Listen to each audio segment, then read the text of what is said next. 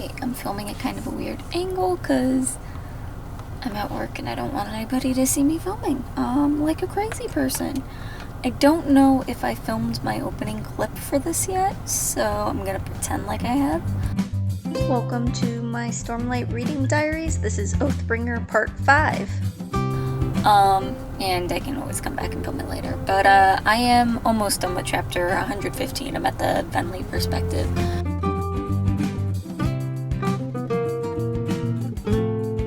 Let's start first. Dalinar is meeting with the Night Mother. I kind of figured he had met Cultivation. I assume that's who that was. It sounded like it was her. Cultivation, that's right? Yeah. And it's interesting. It seems like she kind of delayed the memories for him till he was at a point where he can handle it. That's going to be my assumption there, and that's why they came back then, because he was strong enough to handle it. And clearly he was, because he kind of got through it pretty okay. Let's see. Anything else? I mean, the Thalen City's attack is about to happen. I'm wondering if maybe this will be kind of similar to a Kaladin experience where the Parshendi don't fight because they don't want to, and maybe that's how they win. Maybe they defect completely. I don't know. And then as far as the group that's in Shadesmar, what do I think about the group that's in Shadesmar? I don't know. I think it'll be interesting. I think they're kind of... I don't know if I believe Kaladin's vision was real or not. That's kind of the big question there, but I do agree with him and Syl that this was kind of their only option, or rather they don't have any options. So it'll be interesting to see how they get out of that one.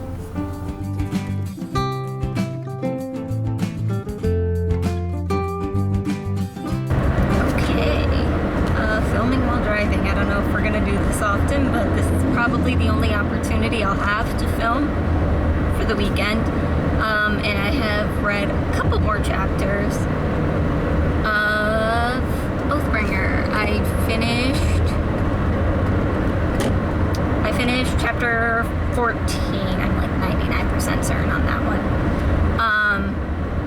Golly, there's just a lot happening, and Sanderson is doing this thing where he's switching perspectives so often that we get like little snippets of everyone's perspective rather than getting like a full picture, which is definitely intentional to like create tension, which is working. Like, don't get me wrong, it's functioning, it's serving the purpose it's supposed to serve, but I hate it, because I want to be able to be like, hey, this is what happened, this is what's going on. Let's start with Jasnah and Renarin, because, like, not a lot has happened with them other than Jasnah noticed that Renarin's friend, who we have not seen until this point, Bliss, is not what she found images for a Truthseer's friend to look like. Now, if I'm remembering correctly, she was struggling to find a Truthseer's friend, so I'm really wondering if this is like actually what's happening, or if she's seeing something that isn't true, or seeing something incorrect, or she's being misled. But whatever the case may be, if it turns out Renarin is in fact bonded to an evil spread of odium, I called it. I called it literally book 1. I called it part 2 of book 1, if I'm not mistaken. I saw this coming. Renarin was going to feel inferior and do something potentially evil to make himself feel like he fit in a little, and it seems like that is in fact what he is doing, and I'm here for it. I mean, I'm hoping it's kind of more of a he's been misled sort of situation, but yeah. Let's see, Dalinar and Navani, I'm not super invested in them. It's like big battle stuff, and I guess Venli to a certain extent. I think we're getting to this moment, and I think Venli's gonna possibly, maybe betray Odium and help Dalinar here. Maybe. I think that's a big maybe, and I do think if she does, she's going to die. And then we have Seth is there too, and he's kind of got this moral conundrum over whether he should be supporting the Parshendi or the Alethi, given that the Parshendi have like rights to this land, having been here longer, but the Alethi conquered the land, and it's an interesting, speaking purely from a law standpoint, which is the kind of morality he has, it's a very interesting dilemma to have. It's just not one I'm super interested in, because I like morals that are a little less, I don't think utilitarian is quite the right word there, but less black and white, that allows for things like, I don't know, the value of human life and things like, or not human necessarily, but the value of life. So there's that. And then as far as the group in Shadesmar, they're still just working their way out. I'm really, really interested to see Shallan negotiate with the Gatespren more, especially after they said that they, like, missed humans. It's interesting seeing how the different Spren have reacted to humans being re-entered into their world, I guess, for a lack of a better way of phrasing it, that some Spren have longed for humans to return, and some Spren have hoped they'd never return, and some look at this as hopeful and a positive, and it's just interesting to see the different ways it is being, humans are being received by Spren. And I think it makes sense given the very complex and complicated history humans and Spren have. But that's where we're at. I'm gonna read more on the way home, and I have, like, at the point I finish filming this, like 40 minutes, so I'll be pretty far into it, but it'll be a while before I can update you with the end. I do not think I will finish in this time, unfortunately, but I will get pretty good into it, so probably 2 more clips until the end, give or take. Alright, now I'll update you in a little bit. I'm in chapter 120 right now. I do not have time to update fully before I head out. But wow, there's a lot. There is a lot happening. Just like so much happening. So that's it. Anyway, I'll give you fuller thoughts later. Okay, quick morning update through chapter 100 of Oathbringer. So much has happened. Oh my god, so much. Let's start. Renarin and Yasna. She didn't kill him. Good. I wish. Sometimes Sanderson completely lacks subtlety, and it really is makes things boring sometimes. Like, I wish he would have given it time to breathe, so that there's that time for the reader to be like, wait, if she didn't kill him, then maybe what he thinks isn't right, but he just moves too quickly. And so he had Renarin point that out, and it was like, give us a little moment to worry. And of course, then Dalinar immediately snaps out of things. So I think, I don't know, give us a little time to wonder if things are really going downhill, but it really wasn't long enough. Like, you know, let us lose hope a little. Just a little. But anyway, and then Dalinar did the thing. I'm always very wary in fantasy books when we have our main characters discovering new things. Wheel of Time does this all the time. But the one thing Wheel of Time does that kind of helps it is that generally, usually, there is foreshadowing and there's hints that it's going to happen. And I can't give specific examples because I'm not going to spoil Wheel of Time right now, but and that's at least kind of makes up for it. Dalinar pulling these 3 things together to make this, what is it, the singularity, honor singularity or whatever, there was nothing to indicate he could do that. And then to get on top of that, like, this isn't a regular bondsmith skill, I don't like it. And part of it is definitely my feelings towards Dalinar. Like, maybe, like, putting my bias aside, I'm trying to decide if this would be something I'd be like, wow, that was cool if somebody other than Dalinar did it.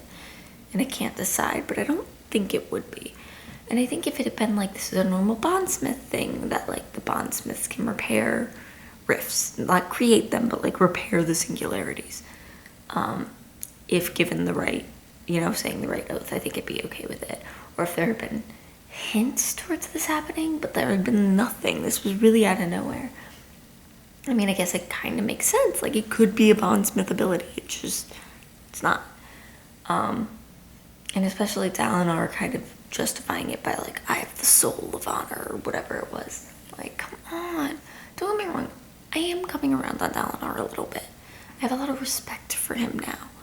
But come on. I am honor. Like, dude. This is literally a god. Get over yourself. I don't know. Anyway, we're gonna epic showdown now. Seth, to touch on briefly, I'm a little surprised by what he did. Yet kind of bored by it. I don't know. I think it'd be more interesting. Like I said, it's that same, give them a moment where where it feels like the heroes have lost, you know? I think it would have been more interesting to have more time before he switched. Or before we knew he switched. Like, have him fighting for a while and we don't know what side he's on, you know? But, yeah, it was good. So, look at how much I have left. Oh, and Taft. I almost forgot about Taft. The lady he was talking to, initially I thought was maybe either one of the weird, shattered, broken spren, you know? Or I thought maybe somehow it was one of the heralds. And then I started thinking it was a spren, but when I thought it was like maybe a spren for one of the like radiants, I was hoping it would be a different order. But it seems like he's also a Windrunner, so that'll be interesting to see that. That last oath though, oof, rough. Yeah. Anyway, I think there might be one more update before the end, but probably not. I think I'll probably read this to and from work today, and then I'll update you with my final thoughts when I get home.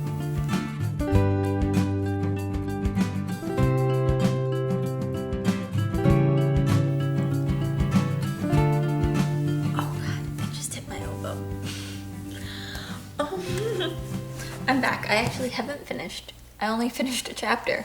But it was a thick chapter. It's worth talking about.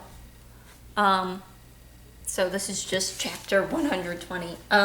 So much. Let's start with Seth. His philosophy kind of concerns me a little. Like he kind of wax poetics about, how the group cannot be trusted and it's better to put your faith in a single entity, and it's a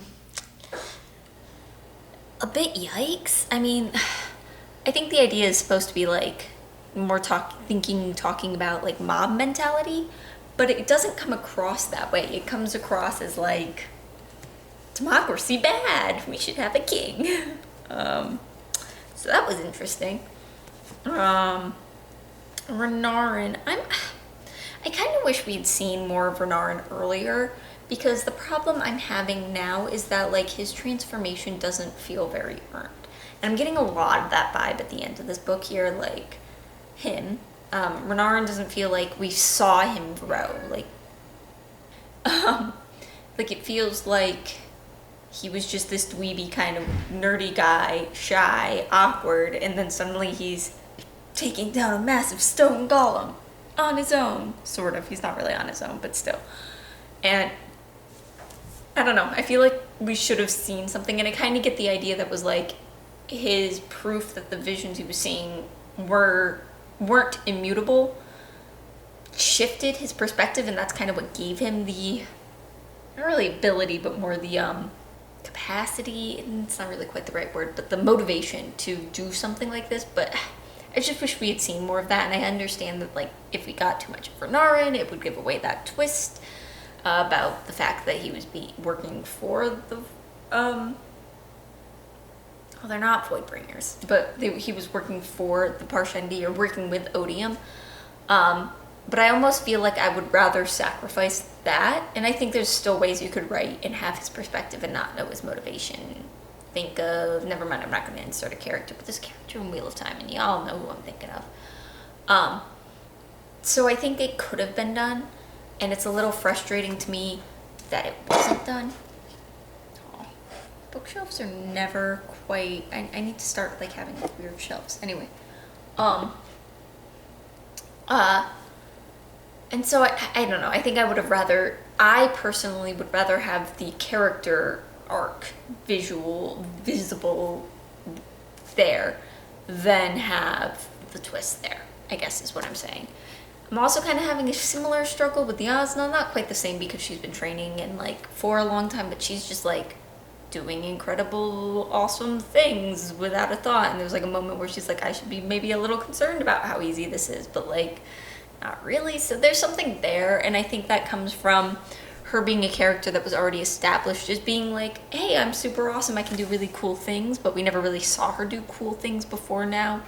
So it feels a little out of place, even though theoretically she could do this the whole time. Shallan is... I'm a little confused myself listening to the book, reading the book, if we're supposed to interpret it as like, anytime it says radiant, it means the like illusion of radiant she made is doing that, or if this is just Shallan doing all of these things, cycling through her, the different people, personalities, alters. I don't know if alters is the right word to use there. So I'm not entirely sure which that is. And so that's kind of interesting, and I don't know. It's interesting, I guess. And she seems to be getting better, but like pattern is so uncomfortable. There's something going on there. As far as basically the rest of it goes, good for Dalinar. I'm glad he's like learning this. We'll see what the after effect is, what he does, but it seems like that went through okay. Navani's doing what Navani does, which is just kind of rallying people. She's great. Kaladin doing Kaladin things. His fight with Amaram was really cute, actually. Cute maybe isn't the right word there. It was interesting. It was... I like the line that he had towards the end there. Let me see if I can find it quick, and I'm not gonna dig too far for it. But it was a line where it was something like, if 6 spears are sent against the enemy and 5 of them break, it doesn't mean the enemy forged that spear. It means that was the one spear that didn't break, kind of thing. And it was said much prettier than that. Also, oh yeah, the Bridge 4. Okay. Rock is the best. I like that he hugged Renarin. It was very cute, although, you know, and it made him uncomfortable. You shouldn't do that. Shouldn't hug people without their permission. Also, did he, fire an arrow? Mr. I won't fight? I'm a little concerned about that. That's, worrisome. 10 spears go to battle, he whispered, and 9 shatter. Did the word forge the one that remained? No, Amaram. All the word did was identify the spear that would not break. That line. Anyway, it was worth looking up because it was really good. So that's where we're at. We shall see. But I'm definitely not gonna let myself update before the end, because there is literally like 40 pages left, give or take. So that's where we're at, and I will update you when I finish. For real this time.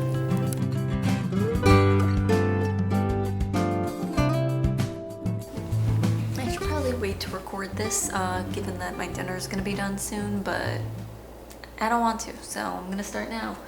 I finished it. Oathbringer. Finally done. Took me a while. Books are a little too tall.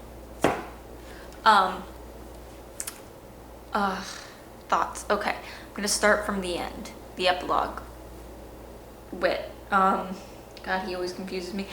Was Wit the weird baker that used to drink with Dalinar? There's no way that's the same guy, right? But maybe. Maybe. Gosh, thoughts about Wit. Yeah, I don't know. That part of the end was confusing in like a good way, but like I haven't the foggiest. Haven't even a clue. So I don't know. Let's see. Let's go back. I can't believe I left Adolin out of my chapter 120 discussion. I don't know. Bless him. He is going through a lot. I really like him and Shallan as a couple. because I think they really bring out the best in each other. There's definitely parts of like, I kind of wish you didn't need to have romance to solve this issue, but like, the thing with couples is that they do improve each other. Like, they do. That's just a thing that happens when you're in a romantic relationship, and it happens in other kinds of relationships too. Obviously, it happens in friendships and family relationships and stuff like that. So it doesn't just have to be in a romantic sense. And I'm more or less okay with it because it's realistic, and like, but I also kind of wish they weren't. Also, I'm weirdly concerned about the fact that we didn't have the wedding at the end of this book. Like, something's gonna happen to stop that. That's my dinner.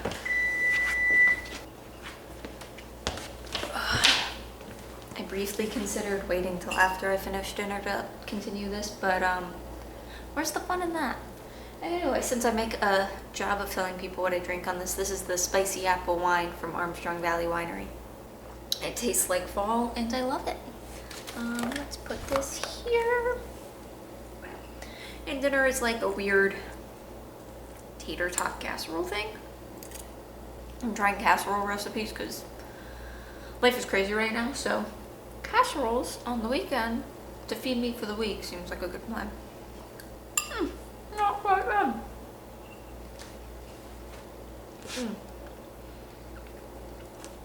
That was in fact an ice cold tater tot. Anyway, Aelin, Shallan, cute couple. Not sure how I feel about the weird confrontation that happened. I mean, like, I think Shallan is good at calling him out when he says dumb sexist stuff. So like when he was like, oh yes, he can have you, and she's like, excuse? That was good. Like I said, they bring out the best in each other, they help each other. I like that. I can't be mad at a couple that does that, and we've seen them slowly grow over time as a couple, and I just think they're cute. They're cute.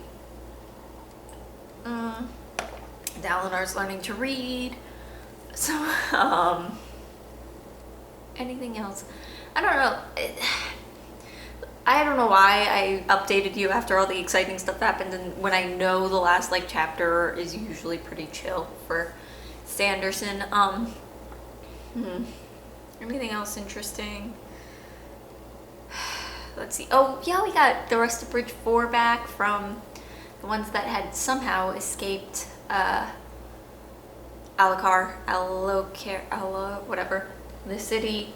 That's good. I like that. Which of course I knew after that whole like attack where Teft finally says the last one. I knew those ones weren't gonna be dead, because like, if you're not willing to kill any of Bridge 4, like the actual main Bridge 4 off, then like, you're not gonna kill them off. Oh, Moash, honey, Moash. I just feel bad for him, you know? I just feel like he's gotten screwed over a lot, and he just keeps taking the wrong way out, you know? And then it happens. It happens. Anything else? Anything else? I think, are they gonna make Yasna queen? Because I'm kind of into that. Because the whole, like, Adolin doesn't want to be king, and Elhokar's son's too young to be king, so... Yasna as queen? I'm super into that. Adolin came clean about killing Sadeas. I don't like Dalinar's attitude towards it. It was both the way he acted towards Adolin and also later in his perspective when he was like, his son was not the man he thought he was, and it was like, I don't know. I don't like it. Like I said, I just don't like Dalinar. Dalinar's so like hypocritical. Like, I mean, yeah, to Adolin's face, he was kind of like, I've done things I regret, but then like, there's a big difference, hon. Like, big difference between I murdered an entire village in a war crime that accidentally resulted in the death of my wife, and I killed a man that ultimately probably deserved it, just not using the proper protocol to kill him. World of difference. Anyway, I haven't rated this yet. I don't know what the rating will be. I think for overall enjoyment, it fits above Way of Kings, below Words of Radiance. But I think for like what my actual rating system comes out to, it actually might end up below Way of Kings, but we shall see. there was just a lot at the end where things just kind of happened that weren't well built. It was very Deus Ex Machina-esque. Again, don't get me wrong, I love the whole, like, here comes the cavalry, everybody joining up at the end. I just don't think it was quite earned, you know? We didn't quite earn Elokar's change in character. We didn't see that Yasna had those kind of, that ability, that strong of an ability. Teft, like, his thing felt a little more, we'd seen that one coming. Dalinar's creating the singularity, or whatever it's called, felt very out of nowhere. So it just felt like all of those pieces were a lot of pieces that hadn't been properly built up. And it might be that on a reread I'll catch all these hints. And if you've read this before and you can think of like, hey, remember when? Go ahead, leave that in the comments. I'm fine if you tell me I'm wrong. But that's kind of the issue I'm having with this, is that the ending didn't feel like it was quite earned. It was earned like emotionally, but like plot-wise, things weren't set up properly to make it feel like it should have happened that way. Anyway, I don't own Rhythm of War yet, and I will not until it comes out in mass market, which I don't think is till like October, so that's a couple months away. I could see if I can get the audiobook from my library and read that way, but I don't know if I will. I kind of want to take a break. I want to finish up. I want to go ahead and read Ship of Destiny next, and then maybe, I don't know what I'll go from there. If I'll, you know, read the rest of the Diviners series that I started, or what. But I am going to take a little bit of a break. But given the rate at which I upload these, I'll probably have started reading by the time you see this. So we'll see. We'll see what happens. And that's where I'm at right now. Anything else to add? Let's see, questions for you. Let me know below again. If the foreshadowing wasn't there, it was there. Should I read the novellas? I do technically have one of them because I have the Arcanum Unbounded, which has one of the novellas in it. I don't have the other one. So maybe I should read those next before I read Rhythm of War. Is there anything else I need to read before Rhythm of War? I think I've read all of Cosmere, except I need to finish White Sand. I've only read White Sand Volume 1, but I think other than Rhythm of War and the novellas, I'm caught up. And some of the other like novella and short stories and stuff from Mid-World, I think. Maybe I'll read Arcanum Unbounded next. I don't know. But that's where I am at.